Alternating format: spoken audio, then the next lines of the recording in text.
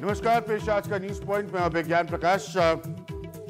उन विषयों पर लगातार मेरी चर्चा आप लोगों के साथ, आपको मेरी जिम्मेदारी है समझाने की, बताने की चालू है। कुछ दिन पहले हम अलग अलग पक्षों पर पॉलिटिकल इकोनॉमी के, अर्थशास्त्र और सियासत का जो तालमेल होता है उस पर चर्चा कर रहे थे। आज अपने देश के प्रधानमंत्री नरेंद्र मोदी को संसद में सुना। आज हम जो बात करेंगे ये भी, जैसे मैंने उस दिन पावर पर चर्चा की थी, बिजली पर चर्चा की थी और आपसे कहा था कि प्लीज इसको ध्यान से सुनिए, ये सीधा आपकी हमारी जिंदगी की रोशनी से ताल्लुक रखता है, वैसे ही आज भी इस चर्चा को ध्यान से सुनिएगा।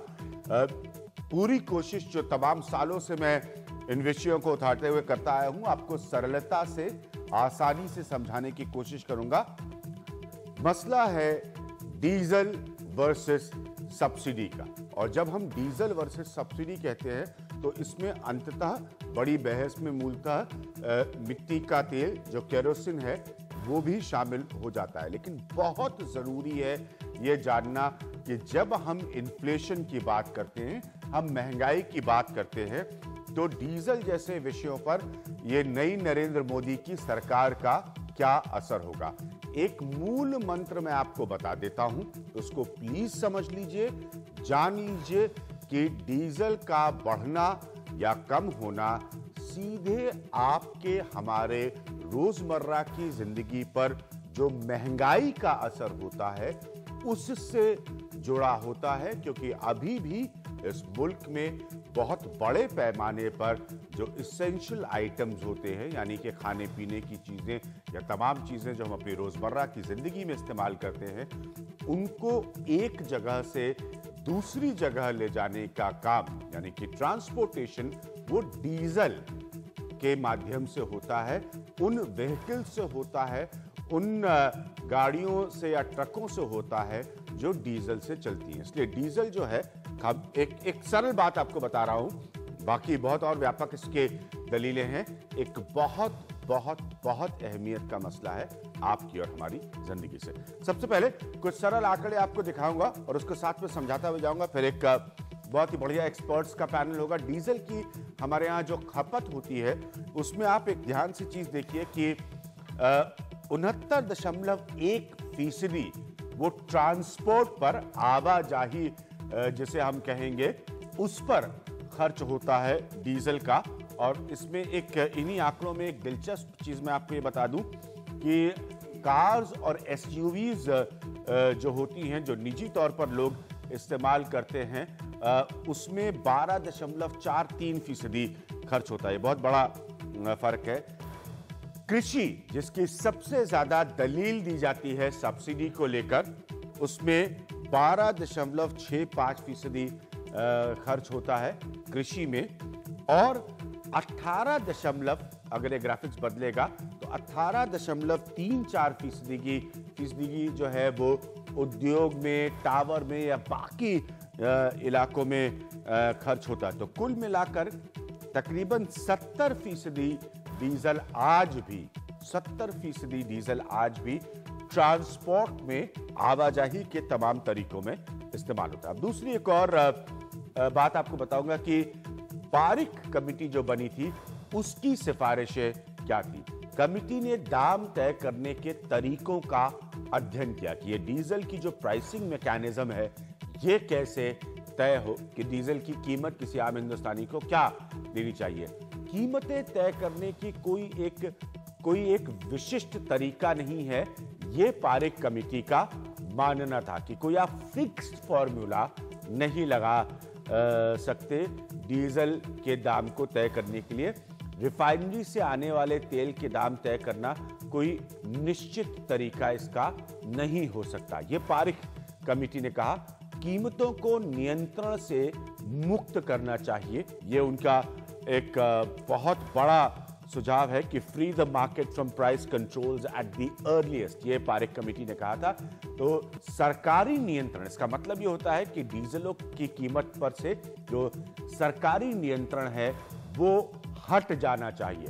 गवर्नमेंट के कंट्रोल में डीजल का नियंत्रण नहीं होना चाहिए। और बाकी जो एक बहुत बड़ी बात उन्होंने कही वो ये थी कि 1 साल में सब्सिडी धीरे धीरे फेज्ड तरीके से खत्म होनी चाहिए। ये बहुत बड़ा रिकमेंडेशन था। आप सब जानते हैं कि 2013 में ये पारिक कमेटी की सिफारिशें आई थी। तो दो कुछ बड़े और सरल आंकड़े मैं आपके सामने रख रहा था। उम्मीद करता हूं कि आपको समझ में आ रही है बात।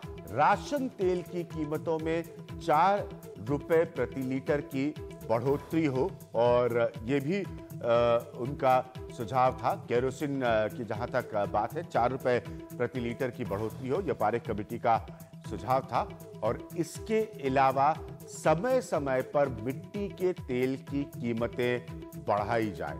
यहां पर भी उनका मानना था कि खेती की वृद्धि की दर के हिसाब से कीमतें बढ़ें, कि इसको आप खेती से, एग्रीकल्चर से लिंक कर दीजिए। बहुत गंभीर विषय है, कतई भी इसको ना समझिएगा। मैं सरलता से रखने की कोशिश कर रहा हूं कि मैं आपको कोई आंकड़ों में या बड़ी बड़ी बातों में उलझा रहा हूं। खाली आप इस एक को ध्यान से देख लीजिए। ये मैंने आपके लिए खासतौर पर इस कार्यक्रम के लिए निकलवाया है। 2004 में 17 रुपए 99 पैसे प्रति लीटर था ये डीजल 2004 में। आज 10 वर्ष पूरे हो चुके हैं और इसकी कीमत 56 रुपए 71 पैसे प्रति लीटर है। 21.5% की बढ़ोतरी है। ये 10 साल में डीजल की कीमतें हैं। तो इसको बहुत अच्छे से आप समझ लीजिए कि ये जब डीजल की कीमतें बढ़ती हैं तो आपके हमारे रोजमर्रा की चीजों की कीमतें भी इससे बढ़ती हैं। ये मेरा मूल मकसद मंत्र। मैं आपको अपने पैनल से मिलाता हूं। मेरे साथ आर.एस. पांडे साहब मौजूद हैं। जानकारों में से बहुत बढ़िया लोग में से मैं इनको मानता हूं। आर.एस. पांडे साहब फॉर्मर पेट्रोलियम सेक्रेटरी हैं। सरकार के मैकेनिज्म कैसे तय होते हैं, कैसे नहीं होने चाहिए, उस पर हम उनसे बात कर सकते हैं। सलमान सोज हमारे साथ होंगे, जो कि स्पोक्स पर्सन है कांग्रेस पार्टी के। कुछ देर में हमारे साथ इकोनॉमिस्ट होंगे प्रवीण झा साहब। भारतीय जनता पार्टी को रिप्रेजेंट करने के लिए किरित सोमाया होंगे कुछ हमारे साथ, जो कि मेंबर ऑफ पार्लियामेंट है भारतीय जनता पार्टी के। लेकिन सबसे पहले चलेंगे, हम लोग उनको मजाक में प्रोफेसर बोलते हैं, हमारे senior journalist professor Himanshu Shekhar के पास। उनकी बातचीत मौजूदा पेट्रोलियम सेक्रेटरी से हुई है। फॉर्मर पेट्रोलियम सेक्रेटरी इस पैनल पर बैठे हैं। क्या सोच रही है पेट्रोलियम मिनिस्ट्री इस बारे में? ये बहुत ज्यादा इंपॉर्टेंट विषय है। मैं हमेशा से कहता हूं कि ये वो विषय है पॉलिटिकल इकोनॉमी से जुड़े जिनका पहले दिन से डिलीवरी को लेकर दबाव होगा नरेंद्र मोदी पर। हिमांशु जी, 2-3 महत्वपूर्ण बातें कही गई हैं पेट्रोलियम मंत्रालय की तरफ से। पहली बात ये कि जो मौजूदा ऑयल सब्सिडी बर्डन है उसको सस्टेन करना अब संभव नहीं है, और यूपीए सरकार के कार्यकाल के दौरान जो धीरे धीरे फेस्ड मैनर में ऑयल और गैस सब्सिडी को, तेल और गैस सब्सिडी को घटाने की जो नीति लागू की गई थी, ये बेहद ज़रूरी है कि उस नीति पर एनडीए सरकार भी आगे बढ़े, क्योंकि ये ज़रूरी है अर्थव्यवस्था के लिए। ऐसे समय पर जब एक नया बजट तैयार करने की कवायद चल रही है वित्त मंत्रालय में, तो वित्तीय घाटा को कंट्रोल करने के लिए ये बहुत ज़रूरी है कि तेल और गैस सब्सिडी को धीरे धीरे कम किया जाए। एक वरिष्ठ अधिकारी ने मुझे यहाँ तक कहा है पेट्रोलियम मंत्रालय में कि आप अगर अनुमान लगाइए कि अगले 1 साल तक अगर इसी तरह से हम धीरे धीरे डीजल सब्सिडी को, गैस सब्सिडी को कम करते रहे, तो हमारे पास कितना फंड अवेलेबल होगा इंफ्रास्ट्रक्चर सेक्टर में नया निवेश करने के लिए, जिससे कि सेंटिमेंट जो बेहतर करने की कवायद चल रही है। हिमांशु, सब्सिडी के साथ खिलवाड़ करना पारंपरिक तौर पर बहुत सारे लोग ये मानते हैं एक अनपॉपुलर, गैर लोकप्रिय फैसला हो सकता है। क्या ये सरकार वो हिम्मत दिखाएगी सब्सिडी के साथ खेलने की? ये एक बड़ा सवाल है, मुश्किल सवाल है। मुझे लगता है कि नरेंद्र मोदी के लिए, प्रधानमंत्री नरेंद्र मोदी के लिए एक बहुत ही मुश्किल चुनौती होगी इस सब्जेक्ट को एड्रेस करना, क्योंकि पेट्रोलियम मंत्रालय की तरफ से 2 और बातें अहम कही गई हैं कैबिनेट सेक्रेटेरिएट के सामने। जो जानकारी रखी गई है पेट्रोलियम मंत्रालय की तरफ से, उसमें ये कहा गया है कि ऑयल और गैस सब्सिडी को धीरे धीरे घटाने के साथ साथ जो डायरेक्ट कैश ट्रांसफ़र योजना लागू की गई थी, जिसमें चोरी को रोकने के लिए, गैस की चोरी को रोकने के लिए ये स्कीम लाई गई थी, उसके अच्छे नतीजे सामने आए हैं। इसमें यह कहा गया है, और मेरे पास ये आंकड़े हैं कि डायरेक्ट बेनिफिट ट्रांसफर स्कीम में अभी करीब 3 करोड़ लोगों को शामिल किया गया है, कस्टमर्स को, जो 15 करोड़ कस्टमर हैं एलपीजी के देश में।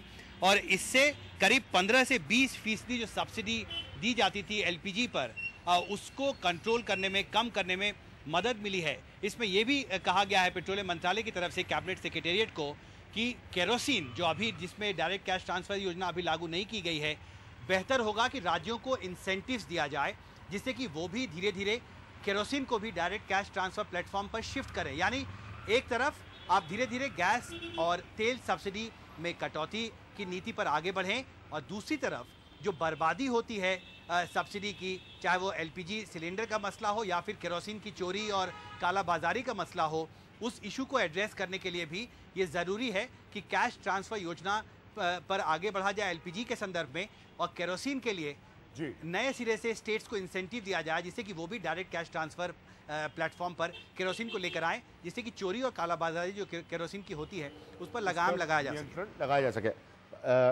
आर.एस. पांडे सर, इसमें से क्या क्या संभव है?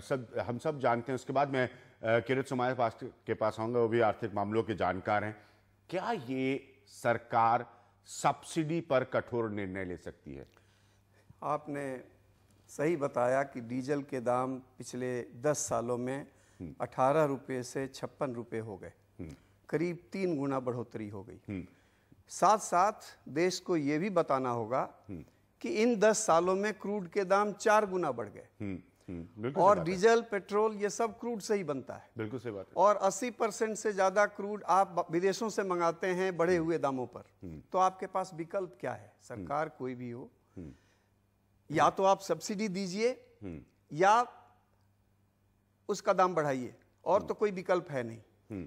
तो अगर कुछ महीनों से डीजल की कीमत हर महीने 50 पैसे 40 पैसे बढ़ रही है, तो इसको जारी रखने में ही बुद्धिमानी है। आज जो सब्सिडी दी जा रही है, जो अंडर रिकवरी है, वो है 2 रुपये 80 पैसे प्रति लीटर डीजल पर। तो अगर 50 पैसे की बढ़ोतरी होती रहे तो अगले 6-7 महीनों में ये करीब करीब बराबर आ जाएगा। पेट्रोल पर अंडर रिकवरी समाप्त हो गई है। आज पेट्रोल 71 रुपये का 1 लीटर में मिल रहा है दिल्ली में। आज डीजल 57-58 रुपये का मिल रहा है।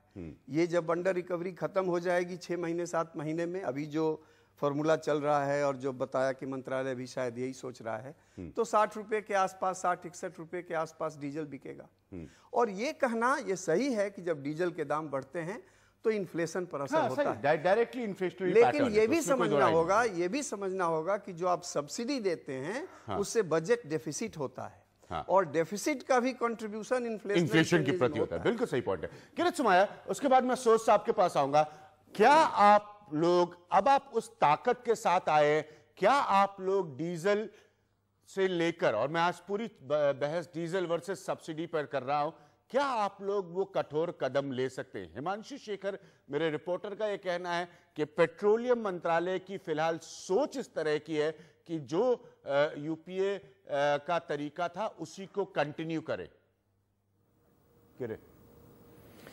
ऐसा है, आपकी जानकारी के लिए, जब अटल बिहारी वाजपेयी जी की सरकार थी एनडीए की, उस समय पे वास्तव में यह जो नया सिद्धांत है कि भाई जो गरीब है, निचला तबक्का है, उनको समर्थन कीजिए, सपोर्ट दीजिए, सब्सिडी दीजिए, लेकिन इनके नाम पर सभी धो धूके एफर्ट उनको क्यों?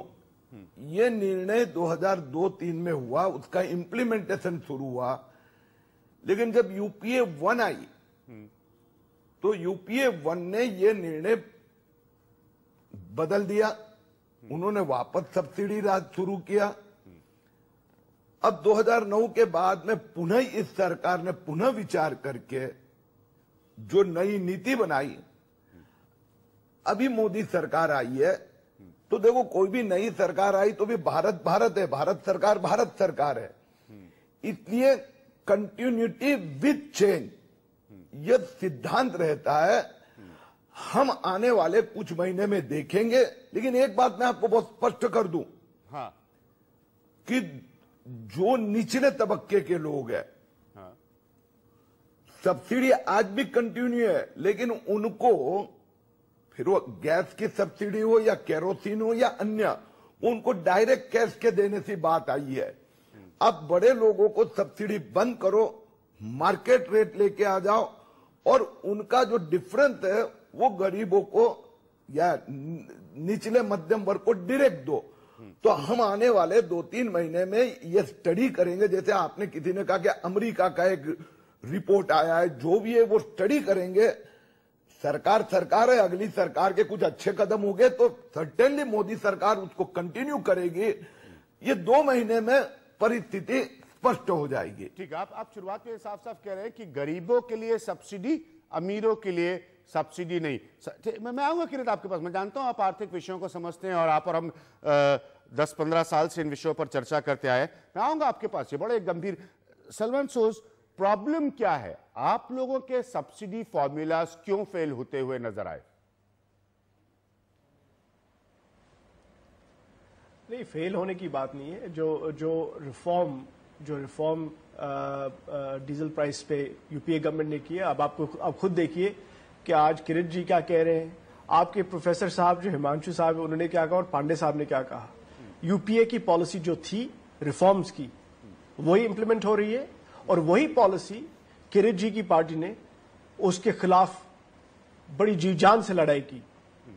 मुझे याद है कि यशवंत सिन्हा हो, रविशंकर प्रसाद हो, शाहनवाज हुसैन हो, सब ने जब इस रिफॉर्म को हमने लाया, कहा कि भाई ये गलत है, आपको वापस रखना पड़ेगा, आप गलत कर रहे हैं हिंदुस्तान के लिए, हिंदुस्तान के लोगों के लिए। और आज ये कहते हैं कि भाई ये तो पॉलिसी जहां हमको लगेगा अच्छी है तो वहां चलाएंगे। इसका ये मतलब हुआ कि जो प्राइम मिनिस्टर मनमोहन सिंह ने, जिनको इन्होंने बहुत बुरे बुरे अल्फाज भी कहे, ये क्या इकोनॉमिस्ट है, जब उन्होंने उनकी पॉलिसी पे अब नरेंद्र मोदी चल रहे हैं, तो यानी कि मनमोहन सिंह जी जो हैं वो तो असली इकोनॉमिस्ट थे। दूसरी बात, जिस डायरेक्ट बेनिफिट्स ट्रांसफर की बात हिमांशु जी ने भी कही और कहा कि ये सक्सेसफुल रही है, जो पहले टेस्ट हुए, जो प्रिलिमिनरी टेस्ट हुए, वो भी यूपीए की पॉलिसी, उसके खिलाफ भी इन्होंने इलेक्शन में ही नहीं, उससे पहले भी उसको डिरेल करने की इतनी कोशिश की और कुछ हद तक ये सक्सीड भी कर गए उसको डिरेल करने में। और अब ये कहते हैं कि भाई अगर हम टारगेट कर पाएंगे सब्सिडी, उसी की वजह से एक और यूपीए पॉलिसी, फिर से अच्छी बात, और अब ये फिर कहते हैं कि भाई अब ठीक है। तो जो पॉलिसीज थी वो एक बात है, लेकिन मैं आपको ये बता दूं कि डीजल प्राइस का, जैसे आपने कहा और पांडे जी ने बहुत अच्छी बात कही कि भाई ये डीजल प्राइस रिफॉर्म जो करना पड़ा, क्योंकि अगर नहीं करते तो डेफिसिट का भी, फिस्कल डेफिसिट का भी असर पड़ता है इन्फ्लेशन पे, कीमतें बढ़ने में डेफिसिट का भी रहता है। लेकिन डीजल प्राइस हाइक करना भी हमको एक चीज से देखना चाहिए, मॉड्यूलेट होना चाहिए। ये नहीं कि आप कहेंगे भाई जो पाथ है बस उसी पे चलना है, ना लेफ्ट ना राइट। क्यों? क्योंकि अगर मानसून इस साल का जैसे कहा जा रहा है कि शायद कुछ प्रॉब्लम हो सकती है, तो मैं गवर्नमेंट को मशवरा देता हूं कि आप थोड़ा मॉड्यूलेशन कर सकते हैं। अगर आपको लगा कि भाई मानसून की खराबी की वजह से कीमतों में इजाफा होने लगे, तो आप अगर सब्सिडी को खत्म कर देंगे तो आप तो गरीब लोगों, जिन गरीब लोगों की बात किरण जी कह रहे थे, उन लोगों पर तो तूफान पड़ेगा। इसलिए प्लीज सोच समझ के आप सब्सिडीज को इफेक्टिवली रिड्यूस कर सकते हैं, लेकिन सोच समझ के, क्योंकि मानसून को देखना पड़ेगा और बहुत संजीदा तरीके से इसको देखना पड़ेगा। ये कोई आसान मामला नहीं है जो ये हमको क्रिटिसाइज करते हैं। मैं भी मानता हूं खुद एक पॉलिटिकल इकोनॉमिस्ट के तौर पर कि ये बहुत इंपॉर्टेंट एस्पेक्ट है। प्रवीण झा मेरे साथ अब जुड़ रहे हैं, इकोनॉमिस्ट हैं। प्रवीण झा, जब आप डीजल की बात करें, जब आप केरोसिन की बात करें, किरित और मैं इन बहस में बहुत सालों से रहे हैं, आप और मेरे साथ कार्यक्रमों में बहुत सालों से हैं, पॉइंट सारा सब्सिडी पर आकर रुकता है। कहना पॉलिटिकली करेक्ट बहुत सही है कि सब्सिडी मतलब गरीबों के लिए, लेकिन ये मतलब गरीबों के लिए कभी नहीं हो पाया। सरकारें निरंतर जो है सब्सिडी को समझ नहीं पाई, मतलब गरीबों के लिए लागू नहीं हो पाया। अब आप इस स्थिति में खड़े हैं, जैसे हिमांशु मेरे रिपोर्टर बता रहे थे कि भाई पेट्रोलियम मिनिस्ट्री का मानना है कि अगर आप इसको एक साल में कोई ना कोई विधिवत तरीके से इसको फेज आउट नहीं करेंगे तो आप इसको नहीं टैकल कर पाएंगे। पांडे जी ने बिल्कुल उपयुक्त कहा कि उसके बाद आपका डेफिसिट खराब होगा, हायर इन्फ्लेशनरी टेंडेंसीज जो हैं वो वैसे ही आप उसको पहले से कंट्रोल नहीं कर पा रहे हैं। तो सरकार के पास फिर समाधान क्या है? देखिए, सब्सिडी का मुद्दा जो है वो एक तरह से यक्ष प्रश्न है। हाँ, Achilles heel बल्कि मैं आपको बताना चाहूंगा कि मैं एनडीटीवी प्रॉफिट जो हमारा बिजनेस चैनल उसमें था, मैंने ये एक आकलन में कहा भी था, मैंने कहा कि जब नरेंद्र मोदी प्रधानमंत्री बनेंगे तो शायद उनके लिए ये सबसे बड़ा प्रश्न होगा कि सब्सिडी की फाइल जब उनके टेबल पर आएगी तो एक प्रोग्रेसिव चीफ मिनिस्टर जो उनको बताया जाता है वो रहे हैं कि उस पर क्या वो ओपिनियन लेंगे। बहुत बड़ा सवाल है। हाँ, ये बहुत बहुत बड़ा और बहुत मुश्किल सवाल इसलिए बन जाता है कि जैसे डीजल और पेट्रोल हुआ, खास करके डीजल। डीजल जो है यूनिवर्सल इंटरमीडिएरी है। हाँ, बिल्कुल उसमें जब भी बढ़ोतरी होगी उसकी कीमत में 20 और चीजों में बढ़ोतरी हो जाएगी। मुद्रास्फीति से आप ऐसे ही जूझ रहे हैं, उसका आप क्या करेंगे? कहने को तो इन्होंने कह दिया, जैसे हम लोग उस दिन चर्चा में बात कर रहे थे कि भाई एक प्राइस स्टेबलाइजेशन फंड लाने की बात सोची जा रही है, लेकिन उसका साइज क्या होगा, कैसे आप उसको एडजस्ट कर पाएंगे, उसके लिए पैसा कहाँ से आएगा, ये सारी तो इसलिए नंबर एक। तो इसमें दो चीजें हैं, एक तो सब्सिडी पर से इसका जो इकोनॉमिक्स है उसको हम कैसे समझें, दूसरा इम्प्लीमेंटेशन वाला मुद्दा जो है। तो हिंदुस्तान के संदर्भ में जो एक बहुत बड़ी समस्या रही है वो दूसरी रही है, इम्प्लीमेंटेशन वाली जो बात है। जैसे आपने कहा कि कहा गया कि भाई इस वर्ग के लिए है, लेकिन उस वर्ग को कभी वो मुहैया नहीं हो पाता है जिस तरह से अप्रोप्रिएट कर लिया जाता है। नहीं, मैं एक छोटा सा आंकड़ा रखना चाहूंगा और खासतौर पर किरीट सोमैया जी के लिए रखना चाहूंगा कि मैंने जो ग्राफिक्स दिखाए हैं अभी उसमें 69.01% जो है वो सब्सिडी डीजल के कंजम्पशन के हम बात कर रहे हैं, उसमें गाड़ियां एसयूवीज, और एसयूवीज का भी एक आंकड़ा आपको बताऊंगा क्योंकि अभी किरीट सोमैया ये आर्ग्यूमेंट दे रहे थे, कांग्रेस पहले से आर्ग्यूमेंट देती रही है, वो दलील दे रहे थे। 12.43% जो है इसमें प्राइवेट व्हीकल ओनर्स हैं, यानी कि जो गाड़ियां किसी और काम में नहीं आती हैं उनका 12.43% है। और जबकि कृषि के क्षेत्र में ये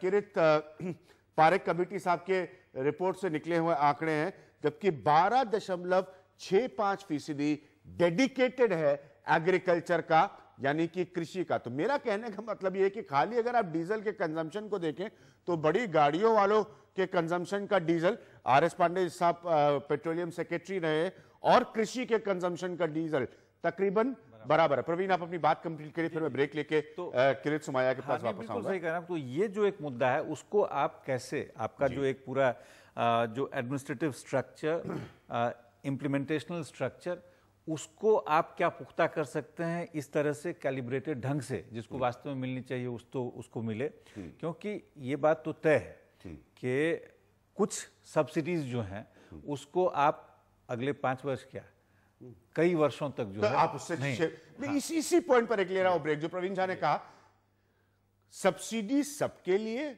सब्सिडी कुछ के लिए, और ये सबके लिए और कुछ के लिए में किसके लिए और किसके लिए नहीं, ये कौन तय करेगा, ये कैसे तय करेगा? इस मुल्क में कभी मत भूलिएगा कि गरीबी की नीचे रेखा के नीचे कौन रहता कौन नहीं रहता, इसी को लेकर बहुत बड़ी बहस हो चुकी है। ये बड़ा इंपॉर्टेंट मसला है। जैसे मैंने एक सरल आंकड़ों के जरिए आपको बताने की कोशिश की कि तकरीबन उतने ही प्रतिशत डीजल का इस्तेमाल बड़ी और अमीर गाड़ियों वाले लोग करते हैं जितना कि इस मुल्क में कृषि के लिए डीजल का इस्तेमाल होता है। और ये मैं विज्ञान प्रकाश नहीं आपको बता रहा हूं, ये पारेख साहब की जो कमेटी की रिपोर्ट है वो आपको बता रही है। कहीं मत जाइएगा, मैं वापस आऊंगा इस गंभीर विषय को लेकर, उसके बाद हम चलेंगे सीधे किरीट सोमैया जी के पास।